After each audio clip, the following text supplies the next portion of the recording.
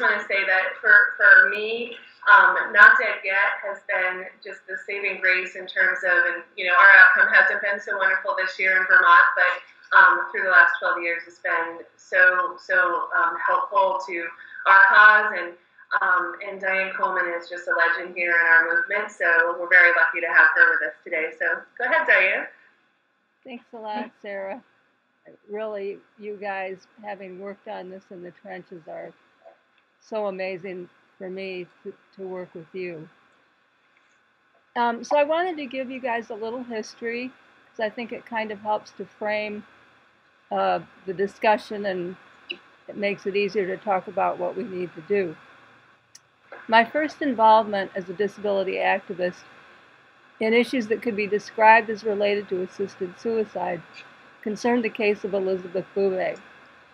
I was an attorney in Los Angeles in 1985, and I volunteered as a member of the board of a large center for independent living.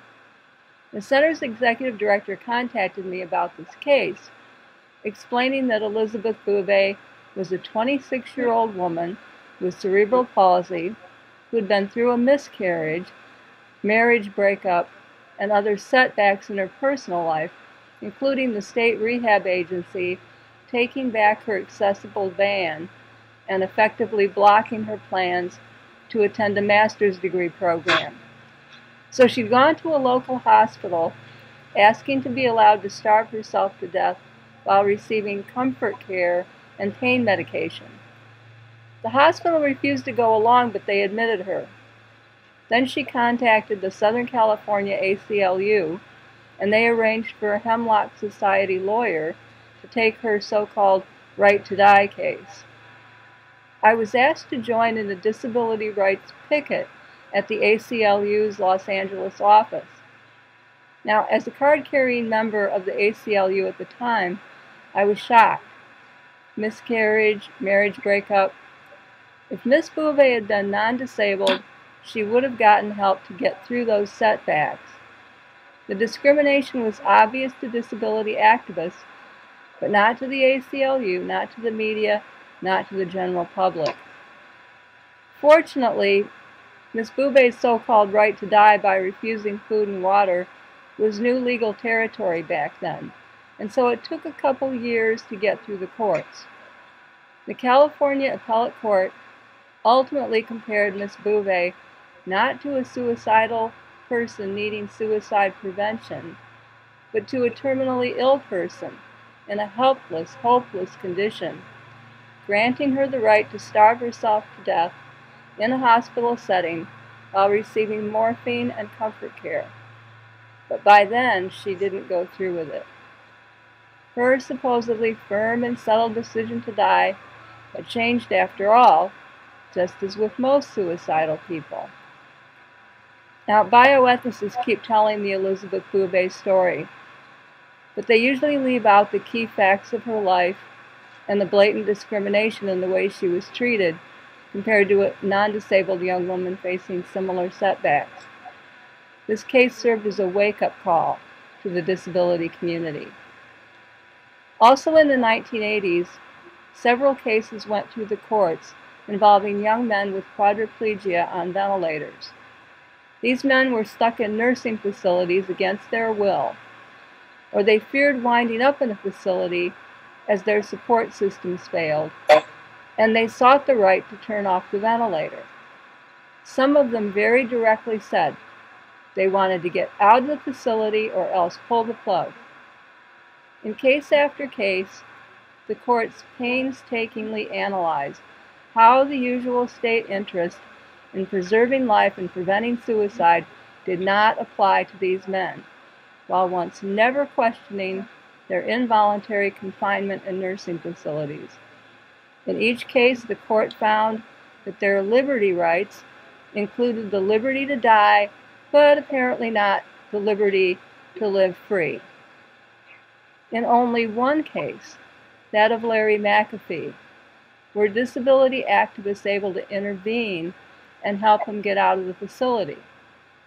Bioethicists write about the case, but they leave out the fight for his freedom and what made it happen, which was the ADAPT disability rights activists in Atlanta, headed up by Mark Johnson, a man who's quadriplegic and works at the Shepherd Spinal Center. And they don't mention Mr. McAfee's later testimony before the state legislature about how he was treated like a second-class citizen, shuttled from one nursing facility to another, including out-of-state facilities for Medicaid policy reasons. We call these the give me liberty or give me death cases. They appeared throughout the 1980s, and disability activists presented a critical analysis in every available venue of how these men were devalued and mistreated. While we don't oppose the right to refuse treatment based on informed consent, we question the coercive pressures placed on these men and others. Disability groups object to the implicit claim that any of us need to die to have dignity. Needing help in dressing, bathing, and other intimate daily tasks does not rob a person of autonomy and dignity. Unfortunately, popular culture has done virtually nothing to educate the public about how people with severe disabilities actually live autonomous and dignified lives. Our lives are portrayed as tragedies or sensationalized as heroism, but the real-life issues and coping styles that most people will need if they live long enough are left out of the picture. No wonder people who acquire disabilities so often see death as the only viable solution. This has led to plenty of distortion and criticism of the disability activist position. But in October 2004, so many years after those cases, one of the bioethicists who was active in the case of David Rivlin, a guy named Dr. Howard Brody, wrote a belated apology in the Lansing City Pulse. Quote, "This is the key lesson that disabilities advocates are trying to teach the rest of us. If we look at a case one way, it seems that the problem is the person's physical disability. But if we shift our view, we realize that the problem is not the disability, but rather the refusal of society to make reasonable and not terribly expensive accommodations to it. There's every reason to believe in hindsight that David Rivlin died unnecessarily, and that we who claim to care about his rights should have been demanding that services be made available to him rather than that he be allowed to die. As one who argued the wrong thing back then, I apologize for my short-sightedness." Well, too little too late. Flash forward to the late 90s for the story of my former co-worker, Terry Lincoln, who along with her family was repeatedly pressured to pull the plug on the ventilator that she needed the first few months after her spinal cord injury.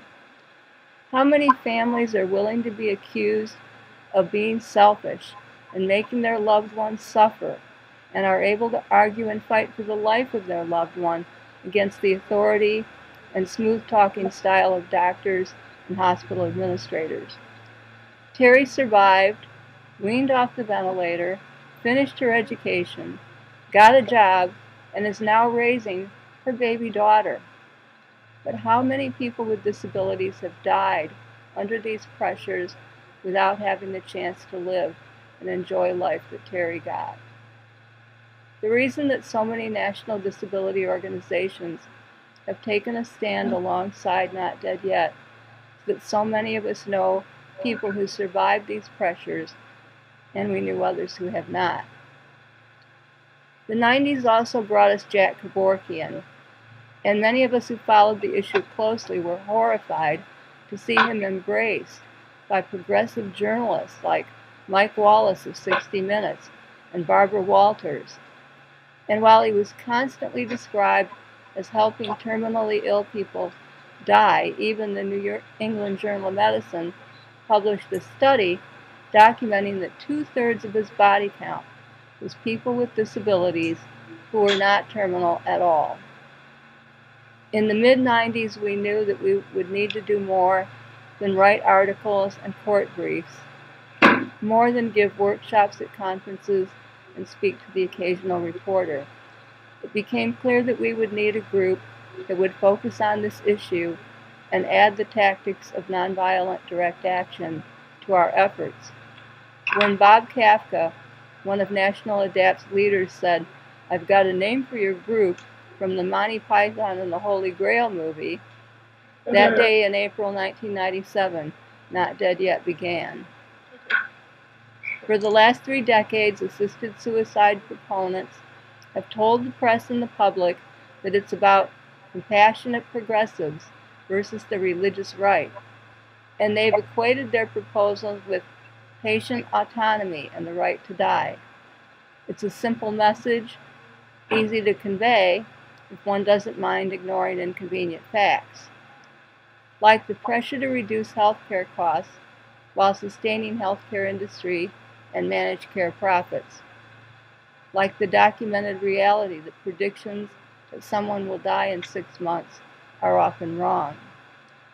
Like the documented reality that people who want to die usually have treatable depression, whether they're terminal or not. Like the documented reality that elder abuse is a growing problem, and most frequent perpetrators are a spouse or adult child. It's not so simple to talk about those things, but we must. Disabled people are in a unique position, caught between progressives and conservatives who don't get it. Too often our liberal and progressive allies on other issues oversimplify the dangers facing elders and disabled people who depend on others for basic needs.